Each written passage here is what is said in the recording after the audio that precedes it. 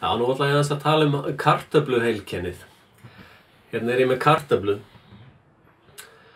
og það virðist vera að fólk svo gjörsamlega komið úr snertingu við hvar maturinn kemur frá að það veit varla hvað þetta er. Og hvað þá að það viti hvernig ná til dæmis að rækta kartöflur. Og til dæmis GMO erfðabreyttur matur sem stórhættulegur fyrir manneskjur. Það verið að telja okkur trú að það snúist að auka framleiðni í matnum. Það ekki rétt. Það snýst að framleiða kartöflur sem eru geldar og geta ekki fjölgað sér. Sem þýðir þá þarf alltaf að kaupa bændurnir og fleira slíkt. Mikið sjálfsmorð í Indlandi og fleiri stöðum sem þetta hefur komið inn og fleiri löndum sem slíkum.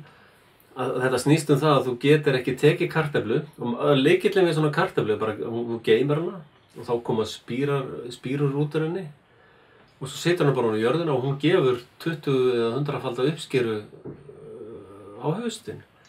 Og þetta óbúslega einfalt, en það sem erfðabreytingar eða fyrirtækjabransi vill, hann vill fyrst alveg taka að þér þekkinguna kartöfluna, þú vitir ekki bara hreinlega að það sé hægt að taka eina kartöflu og fjölga henni, og þeir vilja gelda kartöflunar, þannig að þú getur ekki ræktað kartöflur.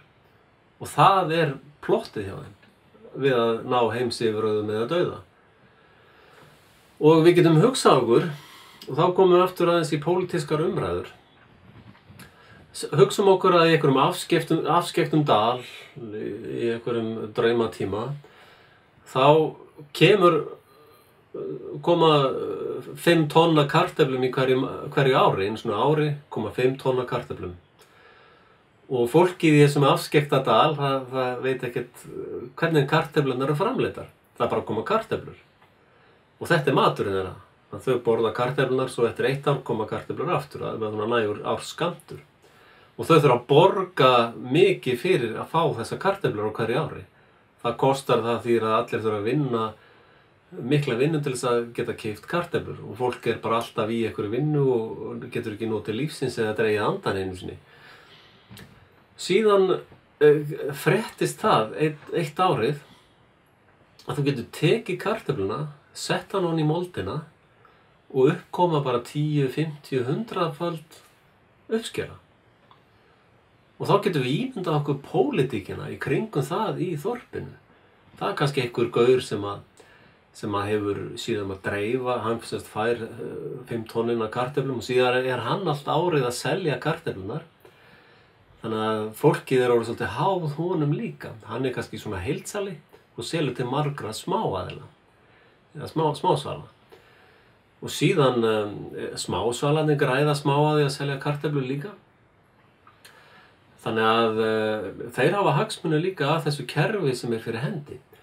Þannig að nú byrjar umræðan í þorpinu, eða í þessum dal. Nú byrjar umræðan eigum við að taka bara helmingnum af matnum okkar og setja núna í drulluna. Þið brjáluð? Fólk bara alveg búið að tapa glórunni? Eigum við að taka kartöflur sem maturinn okkar, kostar okkur mikið erfi og grafa hann í drulluna? Hvaða vittlýsingar eru nú þetta sem halda svona fram? Og síðan gengur vantarlega heildsalinn sem hefur mestu hagsmuni að strangast fram í að sannfæra fólk að það sé algjör misskilningur að kartöflur geti fjölgað sér.